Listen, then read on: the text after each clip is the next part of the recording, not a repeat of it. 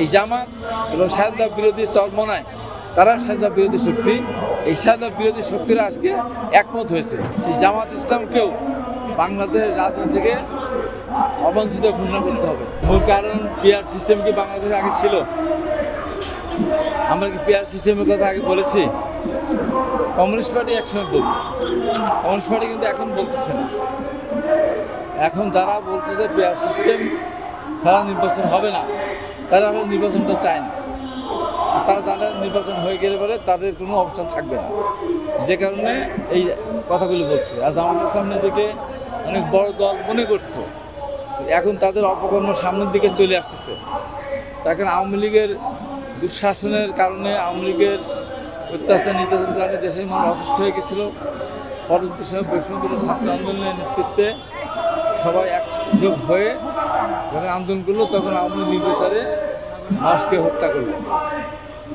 যে কারণে আওয়ামী লীগ বাংলাদেশের মানুষের কাছে একটা ঘৃণিত দলে পরিণত হচ্ছে এবং আওয়ামী লীগের নিষিদ্ধ ঘোষণা করার জন্য দাবি উঠছে যে আওয়ামী লীগ যদি ৭২ থেকে ৭৫, ৩০-৩৫ হাজার মানুষকে হত্যা করার পর আবার দেশের রাজনীতি ফিরে আসতে পারে, তাহলে এই যে বিগত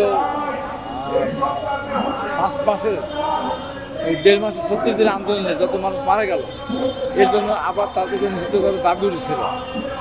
আর কোর্ট থেকে কালকে একজন আবেদন করেছিল, সেটা খারিজ হয়ে গেছে। তাহলে আওয়ামী লীগ যদি নিষিদ্ধ হতে পারে, আওয়ামী লীগ যদি নির্বাচনে অযোগ্য ঘোষণা আওয়ামী লীগ করা হতে পারে, তাহলে ৭১-এ যারা গণহত্যা করেছিল, গণহত্যার দায় যারা স্বীকার করছে, যারা নিজের মুখে বলছে যে আমরা ৭১-এর মুক্তিতে যাইনি, তবে আমরা এক পাকিস্তান রাখতে চেয়েছিলাম, এটা এমন বড় কিছু ব্যাপার না, এটা অনেক বড় অপরাধ। ৭১-এর সমস্ত দায় তারা মেনে নিচ্ছে, স্বীকার করতেছে।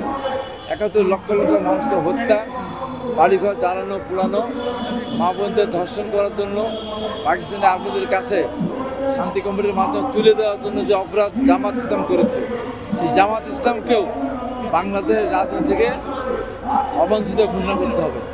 তারা এই দেশকে স্বীকার করে না, এখনও যারা যাতে শুধু যায় না, এখনও যারা ৭১-এর মহান মুক্তি থেকে বলে গোলমালের বছর, তাহলে সেই জামাত বাংলাদেশে রাজনীতি করতে না পারে। আজকে সারা বাংলাদেশের মানুষের কাছে আমরা এই আহ্বান দিই, জামাত দেশে মানুষের জন্য কোনোদিন কোনো কাজ করেনি, সমাজ ব্যবস্থা পরিবর্তনের জন্য কোনো কাজ করেনি। শুধু তারা নিজেরা শক্তিশালী হওয়ার জন্য, নিজের দলকে শক্তিশালী করার জন্য নিজেদের ব্যাংক, বিমা, শিক্ষা প্রতিষ্ঠান, মেডিকেল কলেজ এই সমস্ত স্থাপন করে নিজের লোককে চাকরি দেওয়া ছাড়া বাইরে কোনো লোককে চাকরি দেয় না। আপনি ইসলামী ব্যাংক থেকে শুরু করে দেখেন তো, ইবনে ইসলাম থেকে শুরু করে মেডিকেল কলেজ, কোথাও জামাতের বাইরে কিন্তু কোনো লোক নেই। অতএব এই স্বাধীনতার পরাজিত শক্তি তার নতুন করে এই দেশের নির্বাচন না হয়, গণতন্ত্র পাকিস্তান বিপ্লব করতে না পারে, সেই কারণে এই জামাত এবং স্বাধীনতা বিরোধী চরমনায় তারা স্বাধীনতা বিরোধী শক্তি, এই স্বাধীনতা বিরোধী শক্তিরা আজকে একমত হয়েছে। সেই সাথে জামাতের সৃষ্ট কিছু সংগঠন আছে, নাম বা নাই বললাম, তারা একজোটে পিআর সিস্টেম, তারা নির্বাচন পিআর সিস্টেম চাচ্ছে। এই কারণে এমনি নির্বাচন করলে তাদের আসন পাওয়ার সম্ভাবনা খুবই কম, তাই আনুপাতিক হারে তারা কিন্তু আসন পেতে চায়। এইটা বলেই তারা একটা গোলাপানিতে মাস শিকার করতে চাচ্ছে। তাই আমি মনে করি এদেশে গণতান্ত্রিক যে সমস্ত দলগুলি আছে, স্বাধীনতার পক্ষে যে দলগুলি আছে, তারা আসন পাক আর না পাক, তারা গণতন্ত্রকে সম্মান করার জন্য, গণতন্ত্রের ধারা ফিরে আসার জন্য তারা কিন্তু পিআর সিস্টেমের পক্ষে তাদের সাথে একমত পোষণ করতে চায়।